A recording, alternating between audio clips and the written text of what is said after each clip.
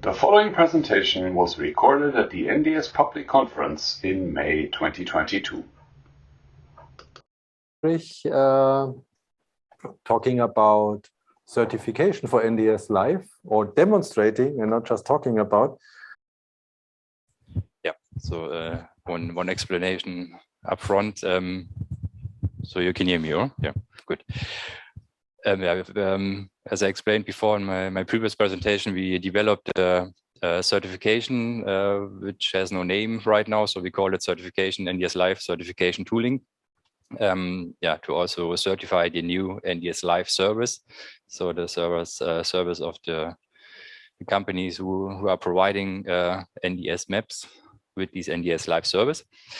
And yeah, as I said before, in the past, there was something with PDFs, and I have to review the PDFs. And of course, this is no longer possible if the service changes. I don't know how often, every second, every minute, or every hour. So it's not possible to create a PDF. So this should be fully automated, and that's also our goal. And yeah, we have, I don't have a live presentation. We recorded a demonstration of the developers of this NDS.Live certification service. And they are also from NNG. They are doing a really good job. And yeah, we recorded demonstration. I edited some things to make it a little bit faster, but yeah, the developer from NNG will present how it looks like, the NDS.Live certification. Okay, so let me start with the demo of NDS validation and certification. So first of all, first part of it is the validation service itself. As you can see on the right side, it's divided to, you can say, 4 modules. One is the runner, which is responsible for triggering of the validation, which send the message to the messaging queue, and then the validation picks it up, and the validation store it into the repository. So the triggering of the validation itself currently supporting 2 services. One is the smart layer service, where you need to define also the version and the coverage tile IDs. And the second part is if you define the registry service. In that case, you don't need to define object IDs, as they are collected from the registry itself. So let me check the runner closer. So the runner itself is really just receiving the request, which could contain or the service or the message which fits for registry, or one which fits for the tile service. In that case, as I mentioned, you need to have these object IDs. So if we check the process, first time decide which endpoint was called. We can stick to the registry now. We receive the message.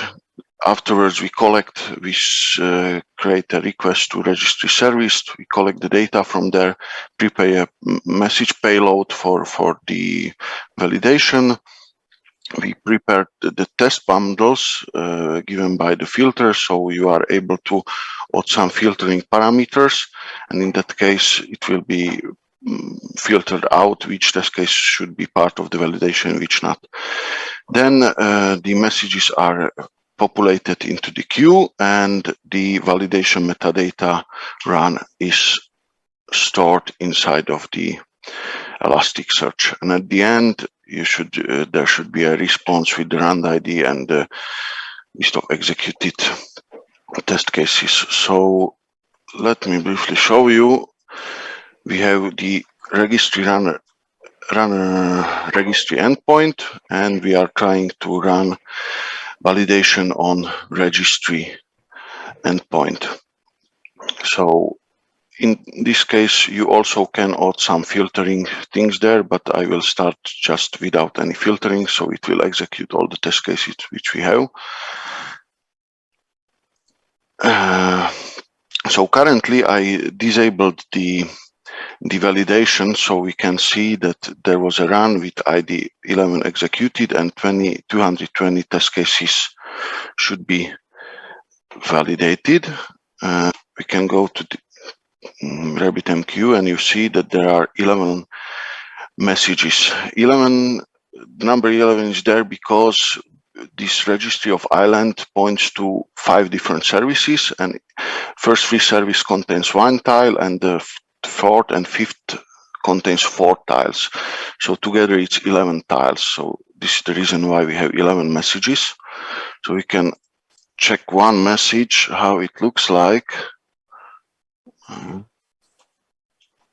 So mainly this is it. You have an information of the service which should be validated, what kind of request method is supported there, what kind of version of data is there, and the test case ID and the tile ID or object ID. So they are grouped together for test cases with the same ID are grouped together inside one message. Yeah, so, and now I will start the validation. So the messages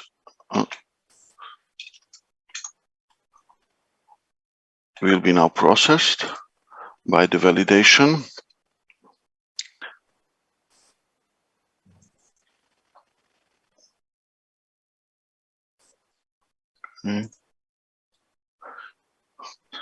So this is the meta information, and most likely the validation didn't run yet.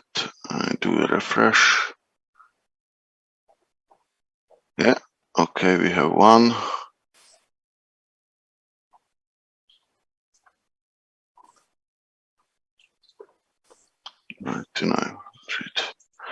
At the end there should be 220. Yeah, so we have 217 passed and 3 test cases failed.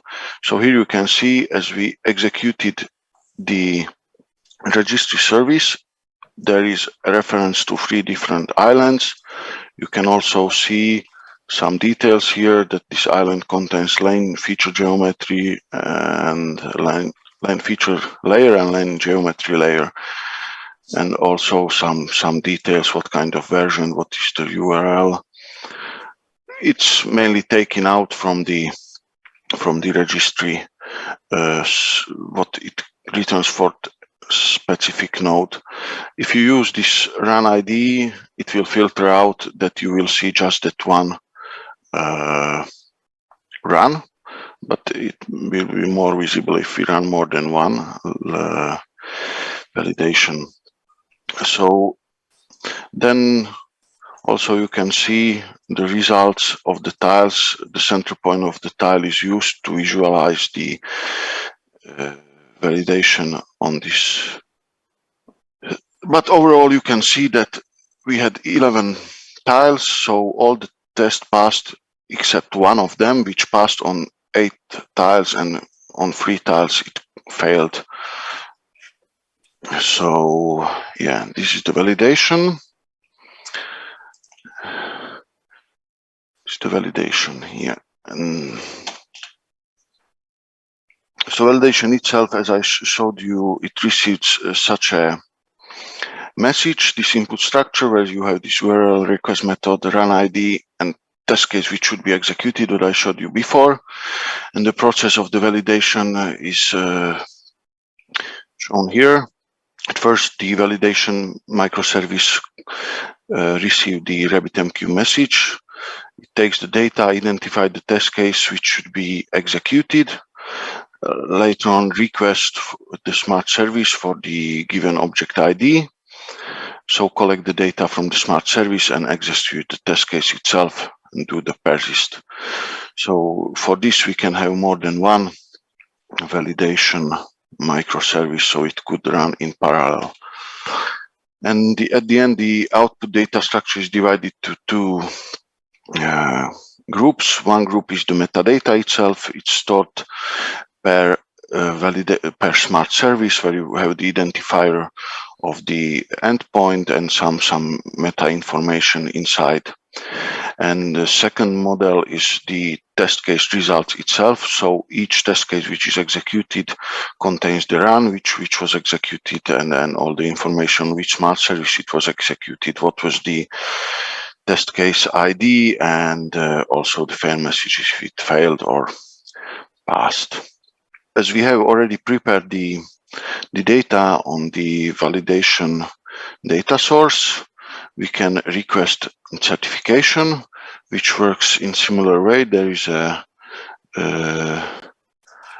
endpoint for the certification where you define that you want to launch the certification, or the second endpoint is a request for the details of already executed certification. So the process here, if you run the certification, first of all, it loads the profiles. In our case, the profiles list is currently embedded, and later on it could be somehow moved out if needed to be able to edit them. Currently we prepare 2 profiles. One contains 16 test cases and second one just 4 test cases.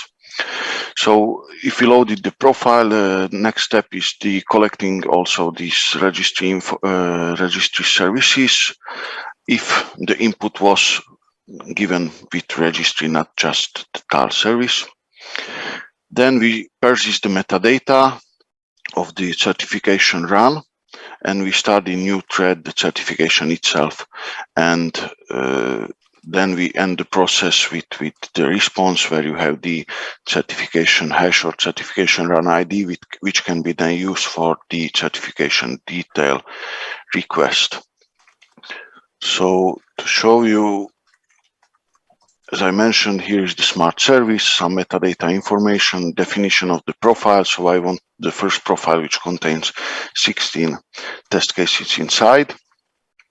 Then this flag run whereas if missing result, this was somehow meant if it's set to true and you find test cases which are missing, so it could trigger the runner itself. But the last one result not older than 10 means that the validation results should be not older than 10 days. So you can define some range of date, how old could be the validation. So I execute the certification. I got back the certification run ID, which I can use for the second endpoint. If I execute it, I can see that the certification failed. All this information which come are stored here. Also the generated run ID, the post date, then list of services which were certified. As we give the registry, take out the details from it and the coverage also, and then you have the list of test cases which comes from the profile. Then we have certification dashboard. Here it's similar. At the top you have the metadata about the certification run itself, that it was executed on this endpoint, what is the status, the certification run ID, which can be used for filtering, and also details what I already showed you, what kind of endpoints are there, what kind of objects were tested, and the test case list itself. Here on the left side you have the setup that currently this certification was executed on this was the content of the profile, and on the right side you can see the results, that which test cases passed and which failed. So in other words, if all of them passed, in that case the certification pass, in other case it fails. The last point is the output data structure. It's similar as in the validation. It's divided into 2 pieces. First piece is the metadata. It stores the execution itself of the certification with this run ID identifier, and the second model is really just the snapshot of the validation data filtered out by the given profile with the results if it failed or not, and the test case name. Thank you for watching. Visit our website for news on NDS at nds-association.org.